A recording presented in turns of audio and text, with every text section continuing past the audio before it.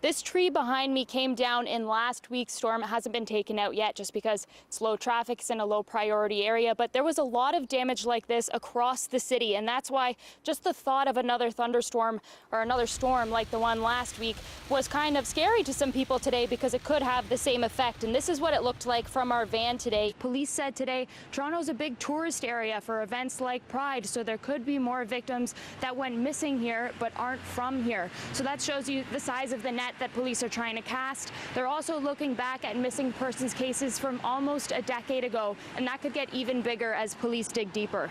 Well, Dwight, I was talking to people getting off trains and buses today, and they said they're pretty happy that the subway is on the Premier Designate's radar, but they are skeptical because Doug Ford did make a lot of transit-related promises in the GTA and beyond during the election campaign, and he has a lot of things he has to get done. So I spoke to some people today about whether they think it's all possible. There's still a large chunk outside the Rogers Centre that's still blocked off tonight. Toronto police tell me that's going to stay in effect until tomorrow morning when they had a chance to assess safety in the area, and that's because ice was falling from the sky, likely from the CN Tower as a result of that ice storm like you mentioned. Grange Park is one of the age-friendly gathering spaces the city has been putting some work into.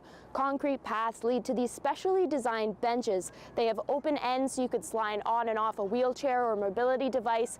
They have middle armrests to give you some extra support, and the height allows you to get up and down easier. Paramedics say the program they launched just 5 months ago is already producing results. 911 calls are already down in the buildings they're working in. When we come here, we are able to get the accurate readings of these things, and we are confident and we are happy. What's it like to relive those things that you maybe forgot about? Oh, they're so gratifying. Is probably the best word I could use, is to experience it and witness it again. It's almost minus 40 in here, and when the wind gets going, it's actually going to be closer to minus 170. And if you need further proof of how cold it is in here, check this out. So Dwight, councillor for the area Joe Cressy told me the partnership between the development and the city is actually pretty innovative because every developer has to build green space when they want to build condos, but often the city accepts cash in lieu. But this time they put their foot down. We're building these parks, and to be clear, these are cat-themed parks. They're not parks for your cat, although I'm sure no one would stop you if you want to bring your cat, and they won't be open for another few years.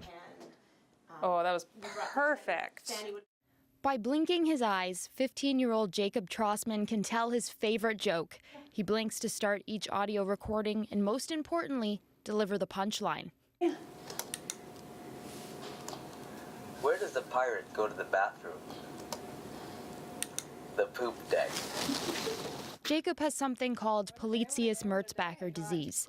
He's never been able to talk on his own. His mother, Marcy White, has always fought to give him a voice. Despite the fact that Jacob can't walk and he can't speak and he can't eat through his mouth, there still is a vital, vibrant, funny, strong person named Jacob Trossman. Basically, the actual adapted iPod is in this little case. The family has tried other ways to communicate with Jacob in the past. Here he had a cheek switch. When he pressed the button, a list of familiar phrases would play in his ear. When he heard the one he wanted, he'd press again. I want to go for a coffee with Mommy. Yay! Slowly, Jacob lost control in other parts of his body, leaving blinking his only real option. It must be incredibly frustrating for you both to find a solution and then it not be able to work anymore and have to try and find something else. Absolutely, because we know the one thing that is still working so well in Jacob's body is his desire to communicate. The team at Holland Bloorview hopes the blinking technology could eventually be used like the cheek switch, but instead through a first-of-its-kind headband. Every time Jake blinks or any of us blink, there's an electrical signal that happens. The technology only captures intentional eye blinks. You can see them when these waveforms peak.